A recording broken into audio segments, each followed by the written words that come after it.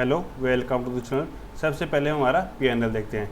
तो आज के दिन हमारी सेंसेक्स की एक्सपायरी थी, तो इसी के अंदर मैंने ट्रेड किया, जिसके अंदर मुझे लगभग 2700 रुपये का यहाँ पे आज के दिन लगभग प्रॉफिट हुआ। आज के दिन अगर सेंसेक्स की बात करें तो सेंसेक्स जो हमने चार्ट के अंदर डिस्कशन किया था उसी हिसाब से हमारा काम किया था। चलो सबसे पहले मैं आपको सेंसेक्स का ही चार्ट यहाँ पे दिखा देता हूँ। तो सेंसेक्स में हमारी यही दो ट्रेड लाइन हमने ड्रॉ की हुई थी, एक तो ट्रेड लाइन और एक ये रजिस्टर। तो सबसे पहले हमारा यही डिस्कशन था कि इस एरिया के आसपास अगर हमें मिलेगा गैप अप ओपन हो गए, गैप अप का हमारा यहाँ पे था कि मतलब गैप ओपन होगी इस एरिया में मिलेगा तो हम पहले एक पुट की पोजीशन को ही बाई करेंगे। तो वही हुआ, यहाँ से मिला हमें और एक अच्छा टारगेट मिला। यहाँ पे दूसरा हमारा डिस्कशन था कि अगर इस ट्रेड लाइन को नीचे की साइड ब्रेक करेगा तो हम यहाँ पे एक पुट की पोजीशन की ट्राई करेंगे या फिर कॉल को शॉर्ट करेंगे। तो वो ट्रेड भी हमारी बनी और यहाँ पे भी एक 300 पॉइंट के लगभग टारगेट मिला और यहाँ पे भी हमें एक अच्छा टारगेट मिला। दोनों साइड में आज के दिन हमारे टारगेट हिट हुए। अगर हम एक ही सेटअप के हिसाब से रोज़ ट्रेड करते हैं तो हमें प्रॉफिट ज़रूर होगा। चलो 2 दिन 3 दिन हमारे एसएल बीट होंगे, लेकिन अभी 10 दिन काम करेंगे तो 3 दिन हमारे एसएल हिट होंगे, तो 7 दिन हमें प्रॉफिट भी एक अच्छा मिलेगा।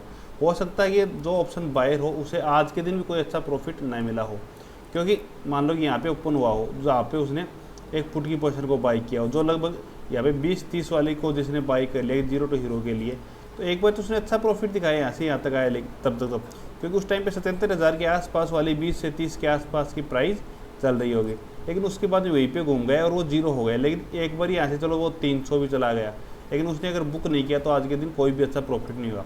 और दूसरी तरफ अगर कोई ऑप्शन सेलर है और उसने यहाँ पे 77,800 के पास मिला और उसने मान लो कि 78,000 की कॉल को सेल कर दिया, तो उसे आज के दिन कोई नुकसान नहीं हुआ। यहाँ पे सारा दिन उससे नीचे रहा और फुल उसने ऑप्शन को 0 कर दिया। तो ऑप्शन सेलर और ऑप्शन बायर के अंदर यही फ़र्क होता है कि ऑप्शन सेलर के अंदर डिक्के के कारण बहुत अच्छा बेनिफिट मिल जाता है और ऑप्शन बायर को वहीं पे उसका नुकसान हो जाता है। अभी मंडे के दिन हमारी मिड कैप निफ्टी की एक्सपायरी है, तो मिड कैप निफ्टी के अंदर हम कैसे काम कर सकते हैं वो देखते हैं। तो अगर इस वीक की हाई की अगर बात करें तो आज का जो ये है यही इस वीक का हाई है, जो लगभग 12,250 का ये हाई है। यहाँ से ही सेलिंग यहाँ पे आई हुई 12,250 का इसका हाई है। ये यहाँ से एक सेलिंग आई है, तो मतलब जिसने भी कॉल को सेल किया हो उसने इस एरिया के आसपास ही कॉल को सेल किया होगा, क्योंकि जिसने यहाँ पे कॉल को सेल किया होगा उसने तो यहाँ पे एक बार ही एग्जिट कर दिया होगा। दूसरा अगर पुट की बात करें तो यहाँ से एक अच्छी पुट को सेल किया हुआ है, यहाँ से भी पुट को सेल किया हुआ है और यहाँ से भी धीरे धीरे स्लो एंड स्टेडी पुट को ही सेल किया हुआ है। तो ये एरिया हमारे लिए सपोर्ट की तरह काम कर सकता है। ये हमारा कंप्लीट एरिया सपोर्ट की तरह ही काम करेगा। तो हम मंडे के दिन काम कैसे कर सकते हैं अब वो देखते हैं। तो मंडे के दिन अगर ये नॉर्मल ट्रेड लाइन बने तो जिसको भी ट्रेल करना हो तो इस ट्रेड लाइन के हिसाब से ट्रेल करेगा, यहाँ पे ट्रेल कर लेगा या फिर यहाँ पे ट्रेल कर लेगा। तो इस एरिया से ऊपर निकलता है तो हमें कॉल की पोजीशन की ट्राई करनी है, जो हमारे लिए 22,230 या फिर 12,220 से ऊपर निकलता है तो हम यहाँ पे कॉल की पोजीशन को बाई कर सकते हैं।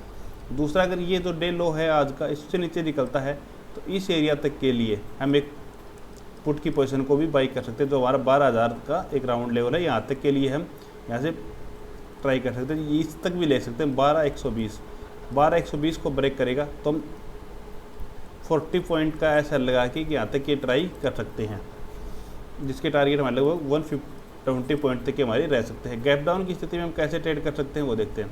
अगर मार्केट गैप डाउन ऊपर होता है इस एरिया के अंदर या फिर इस एरिया के पास मिलता है 12,000 के पास, तो हम एक स्ट्रेंगल की पोजीशन बना सकते हैं, क्योंकि 12,000 एक राउंड लेवल है। तो राउंड लेवल के ऊपर अगर सुबह सुबह में मिल जाता है तो लगभग 1 से 2 घंटे के लिए हम एक स्ट्रेंगल की ट्राई कर सकते हैं, क्योंकि राउंड लेवल को डायरेक्ट है तो नीचे की साइड ब्रेक करता है, नहीं अप साइड में ब्रेक करता है। वहाँ पे कुछ टाइम तक वॉलेटाइल होने के बाद भी ही किसी भी साइड में निकल सकता है, तो इसलिए हम वहाँ पे एक ट्रेड हमारी बना सकते हैं। अगर गैप अप भी ओपन होता है तो भी हमें स्ट्रेंगल का ही देखना है।